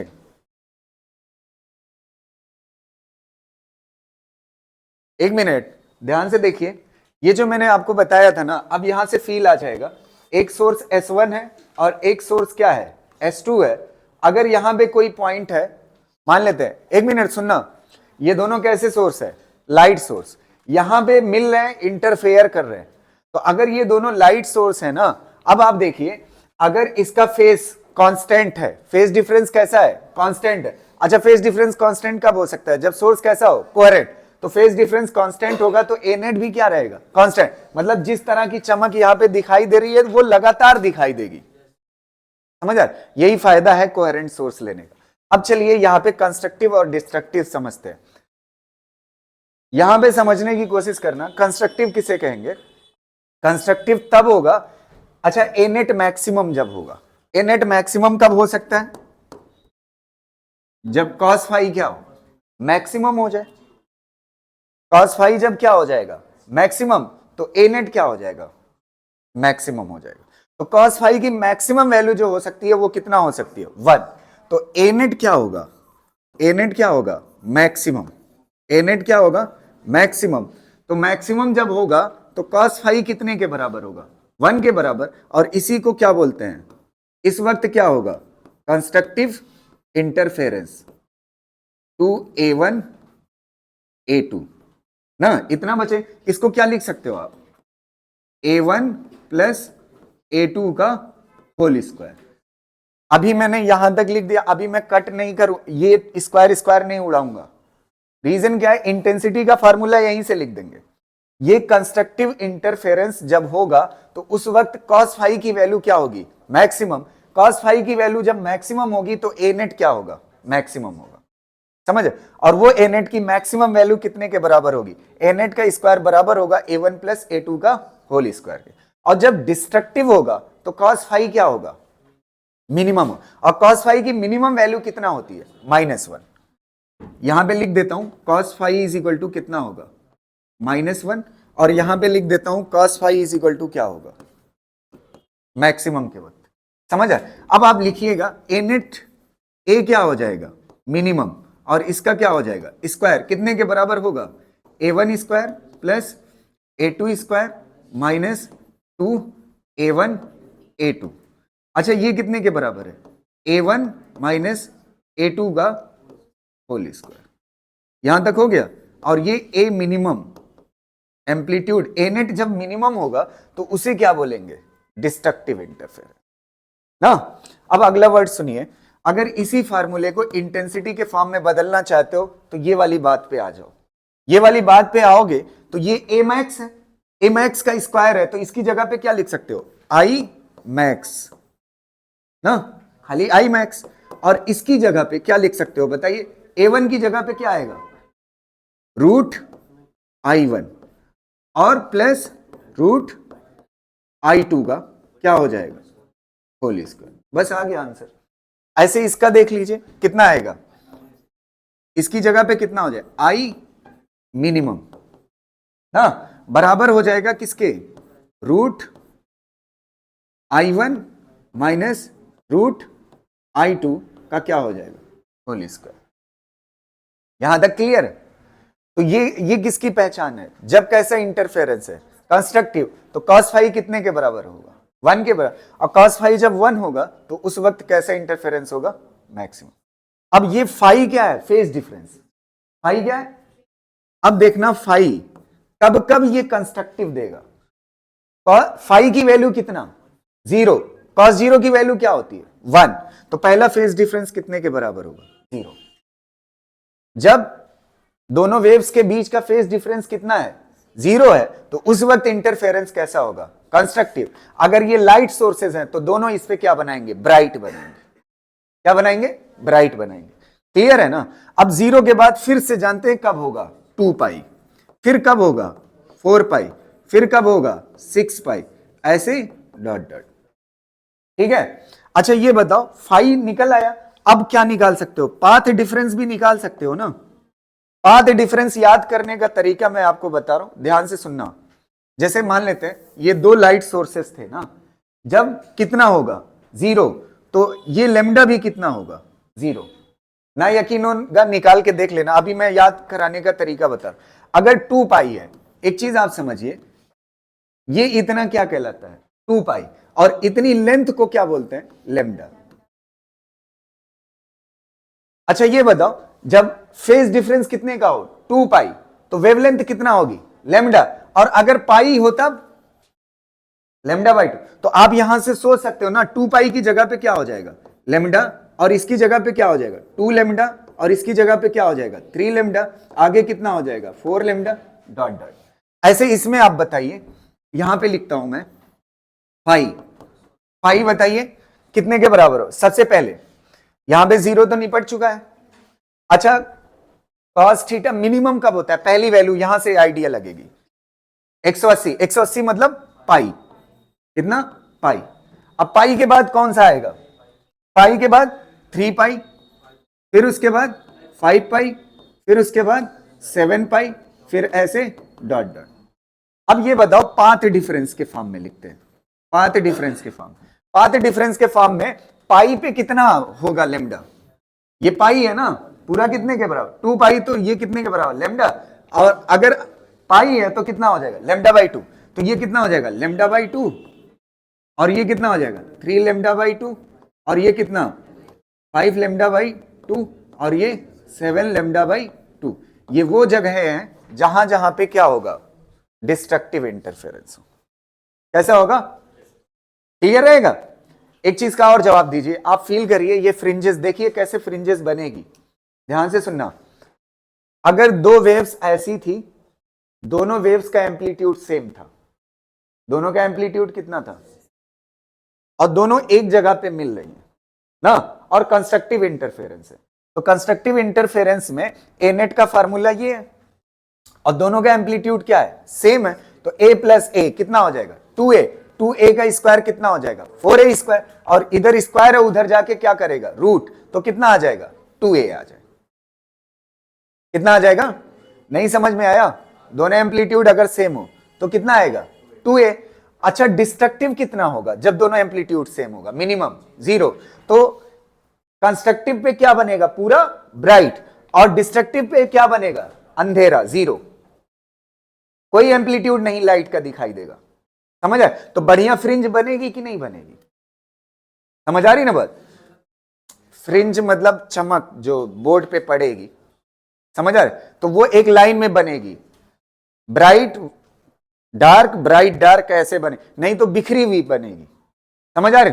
तो इसीलिए हम कैसा पढ़ते हैं, सोर्स कैसा होना चाहिए, कोहेरेंट ना। नहीं अभी मैं वो एम्पलीट्यूड सेम वाला पढ़ा रहा हूं, अभी इतनी बात लिखी वो तो समझाने के लिए कर।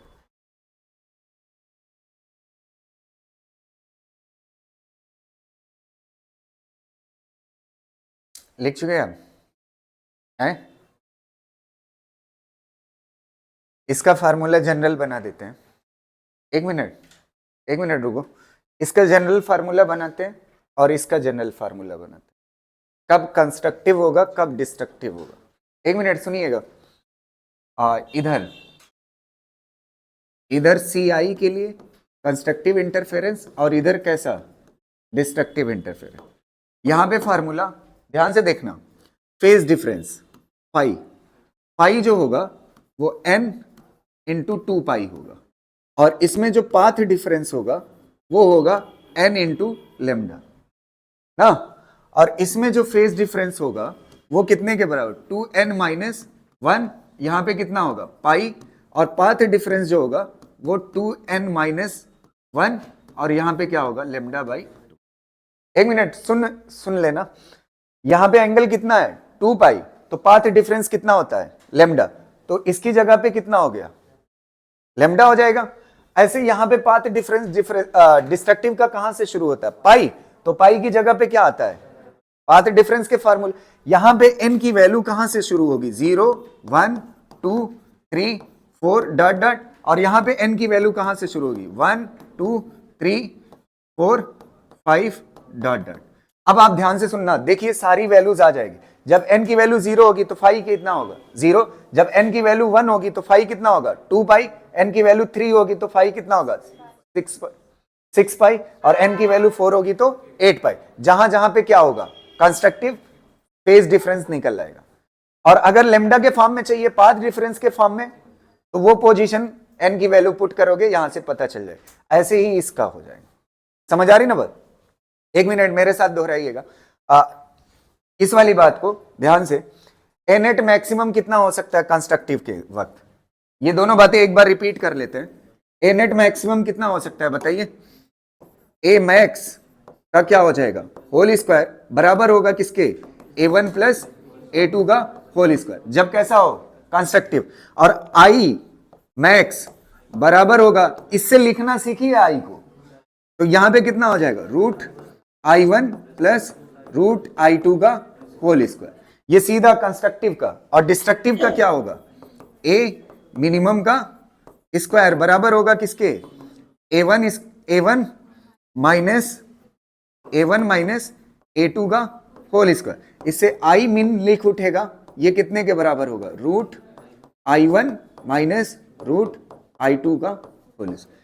ये एकदम रटा रहना चाहिए, समझ आ रही ना? इतनी चीजें आपको याद रहनी चाहिए, कर लीजिए।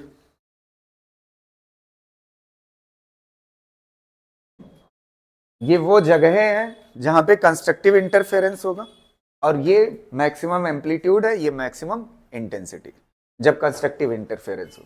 ये वो जगह है जहां पे डिस्ट्रक्टिव इंटरफेरेंस होगा, ये मैक्सिमम एम्पलीट्यूड है, वो मिनिमम एम्पलीट्यूड है, और ये मिनिमम इंटेंसिटी है जब कैसा होगा डिस्ट्रक्टिव इंटरफेरेंस। ठीक, अब आप एक काम करते हैं, एक और स्टेप देखते हैं, यहां से क्लियर है ना? अभी मैं इसका भी जुगाड़ बताऊंगा, पहले समझ लेते हैं। अगर हम जानना चाहते हैं दो वेव्स हैं हमारे पास और दोनों का एम्पलीट्यूड कैसा है सेम है, दो वेव्स कैसी हैं दोनों का एम्पलीट्यूड सेम है, ध्यान से सुनिएगा। a1 बराबर है किसके a2 के, तो आप ऐसे सीधा a नहीं कह सकते, a1 बराबर है किसके a2 के, तो कंस्ट्रक्टिव इंटरफेरेंस में देखिएगा और डिस्ट्रक्टिव इंटरफेरेंस में, कंस्ट्रक्टिव इंटरफेरेंस में ए मैक्स कितने के बराबर हो जाएगा, थोड़ा सोच करके बोलिए, अगर दोनों का एम्पलीट्यूड सेम हो। बताइए ये कितना हो जाएगा ए और ये कितना हो जाएगा ए, तो कितना हो जाएगा 2a, स्क्वायर हट जाएगा, स्क्वायर तो हट जाएगा ना, तो ए मैक्स कितने के बराबर हो जाएगा 2a। तो यहां पे लिख लेते हैं ए मैक्स कितने के बराबर हो जाएगा 2a, और ए मिन कितने के बराबर हो जाएगा, ए मिन कितने के बराबर हो जाएगा 0 ना।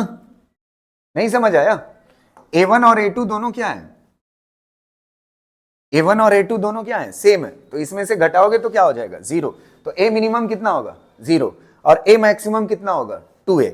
अब अगली चीज सुनिए, इंटेंसिटी हम सीधा अपने से लिखेंगे, ध्यान से सुनना, इंटेंसिटी में क्या होता है, इसकी इंटेंसिटी मुझे लिखना है ना, तो इंटेंसिटी इसकी जगह पे क्या होगा, जब a होता है रूट आई मैक्स ना इक्वल टू, ये क्या होगा 2, और इसकी जगह पे क्या हो जाएगा रूट, क्या हो जाएगा बताइए,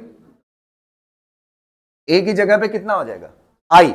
अब दोनों तरफ स्क्वायर कर दो तो ये कितना हो जाएगा आई मैक्स, ये कितना हो जाएगा आई मैक्स, और स्क्वायर करोगे इधर कितना हो जाएगा 4i, ये हो गया आई मैक्स। और आई मिनिमम कितना हो जाएगा, ए 0 है तो आई मिनिमम भी क्या होगा 0। नहीं समझ आई बात, एक गजब की चीज देखिए, एक मिनट सुनिए इधर, अगर दो वेव्स ऐसी हैं दोनों का एम्पलीट्यूड क्या है सेम है, और सेम है अगर वो मिलती हैं, अगर वो क्या करती हैं मिलती हैं और कंस्ट्रक्टिव इंटरफेरेंस बना रही है। कंस्ट्रक्टिव इंटरफेरेंस कब होता है, जब फेज डिफरेंस कितना हो 0। तो कंस्ट्रक्टिव इंटरफेरेंस अगर बना रही दो वेव्स जिनका एम्पलीट्यूड कैसा है सेम, और वो कैसा बना रही कंस्ट्रक्टिव इंटरफेरेंस, तो उसका एम्पलीट्यूड कितना हो जाता है 2 गुना हो जाता है, मैक्सिमम कितना हो जाता है 2 गुना, और मिनिमम कितना हो जाता है 0। लेकिन अगर दो वेव्स दोनों की इंटेंसिटी सेम है और वो जब मिलती हैं और कंस्ट्रक्टिव इंटरफेरेंस करती है तो इंटेंसिटी 4 गुना हो जाती है। नहीं समझ आई, दो सेम और मिनिमम तो 0 ही रहेगी ना, लेकिन इंटेंसिटी में थोड़ा सा खेला हो रहा है। अगर दो सेम एम्पलीट्यूड की वेव मिल करके कंस्ट्रक्टिव इंटरफेरेंस कर रही हैं तो उस वक्त मैक्सिमम एम्पलीट्यूड कितने के बराबर हो सकता है 2a। लेकिन सेम इंटेंसिटी की जब दो वेव मिलेगी कंस्ट्रक्टिव इंटरफेरेंस करेगी तो इंटेंसिटी 4 गुना हो जाएगी, 4 टाइम्स ऑफ आई ना। अच्छा एक बात बताओ, एक लॉजिक बताओ, यहां से एक आंसर, एक मिनट सुनो यार तुरंत लोग, एक और आंसर देना। अगर दो वेव्स मिलती हैं तो इंटेंसिटी 4 गुना होती है, अगर ऐसी ही कोहेरेंट वेव्स n वेव्स मिलती तब इंटेंसिटी क्या होती, आपको पता है कितना हो जाती, अगर n वेव्स होती, n वेव्स और सबकी इंटेंसिटी क्या होती, इंटेंसिटी कैसी होती सेम होती, क्या होती सेम होती। और आपसे क्या पूछता, अच्छा कैसे सोर्स से इंटेंसिटी आ रही थी कोहेरेंट, अगर कोहेरेंट से आ रही थी तो आई नेट जानते हैं कितने के बराबर होगा, आई नेट मतलब ये मैक्सिमम, आई मैक्स कितने के बराबर होगा, आई मैक्स कितने के बराबर n स्क्वायर टाइम्स आई। यही तो बताया, अगर 2 है तो 2 का स्क्वायर 4, अगर 3 है तो 3 का स्क्वायर 9, अगर 4 है तो 4 का स्क्वायर। तो अगर कंस्ट्रक्टिव के लिए पूछ सकता है, वो कोहेरेंट के लिए पूछ सकता है तो नॉन कोहेरेंट के लिए भी पूछ सकता है। इसके लिए नॉन कोहेरेंट, तो नॉन कोहेरेंट अगर सोर्स होगा कैसा होगा non coherent, non coherent source कितनी वेव्स n वेव्स, कितनी वेव्स n वेव्स, और सबकी इंटेंसिटी कैसी है I कैसी है सेम है, तो सबकी इंटेंसिटी अगर सेम है तो I मैक्स जो होगा, I मैक्स जानते हैं कितने के बराबर होगा n टाइम्स ऑफ I, कितने के बराबर होगा, मतलब सिंपली इंटेंसिटी क्या हो जाएगी ऐड हो जाएगी। अगर n वेव्स है तो कितना हो जाएगी, अगर मान लेते हैं यही क्वेश्चन होता, दो वेव्स दोनों की इंटेंसिटी क्या थी सेम, लेकिन कैसे सोर्स से आ रही थी नॉन कोहेरेंट सोर्स से आ रही थी, तो नॉन कोहेरेंट सोर्स से आ रही थी तो इसका आंसर कितना होता 2i होता ना, और कोहेरेंट में कितना हो जाता है 4i हो जाता। क्लियर रहेगा ना, कर लीजिए इसको। एक और जुगाड़ बता दे फिर लिखेंगे। एक मिनट, एक और जुगाड़ बताता हूं, ध्यान से सुनना। फिर उसके बाद आप इसको कर लेना, फिर आपका काम हो जाएगा। ध्यान से सुनना। A net is equal to, A net is equal to 2a cos five by 2, ये है। ध्यान से सुनिएगा मेरी बात, एक मिनट समझा। इस फार्मूले से देखिए, ये जानते हैं कब कब आप अप्लाई करोगे? जब दो वेव्स ऐसी मिल रही हो जिनका एम्पलीट्यूड क्या हो, सेम हो, और आपसे उनका मैक्सिमम, मतलब दो वेव्स ऐसी हो जिनका एम्पलीट्यूड क्या हो, सेम हो, और वो मिल रही हो, उनसे नेट एम्पलीट्यूड पूछे, तो आपके पास ये फार्मूला काम कर जाएगा सीधा। अच्छा एक बात बताना, कंस्ट्रक्टिव इंटरफेरेंस कब होता है? पहला फेज डिफरेंस बताना, 0 पे, और दूसरा 2 पाई पे, ये दो याद रखिए। और डिस्ट्रक्टिव कब होता है? पाई और कितना? 3 पाई। चलिए कंस्ट्रक्टिव का देखते हैं ध्यान से। कंस्ट्रक्टिव पहला कब होता है? 0 पे, तो फाई की वैल्यू कितना हो जाएगी? 0। कॉस 0 की वैल्यू, कॉस 0 की वैल्यू 1। तो देखिए ए नेट कितने के बराबर है? आ रहा है ना? अब दूसरा सुनिएगा,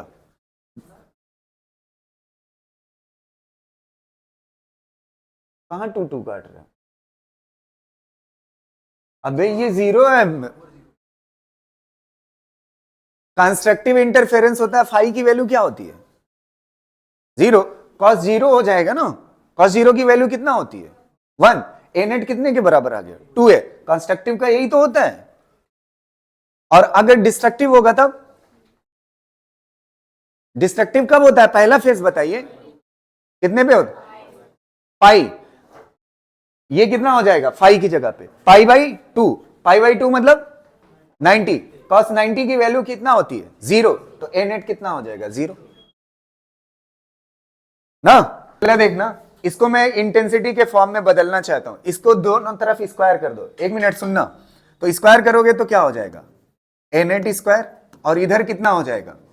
4a स्क्वायर, और ये कितना हो जाएगा?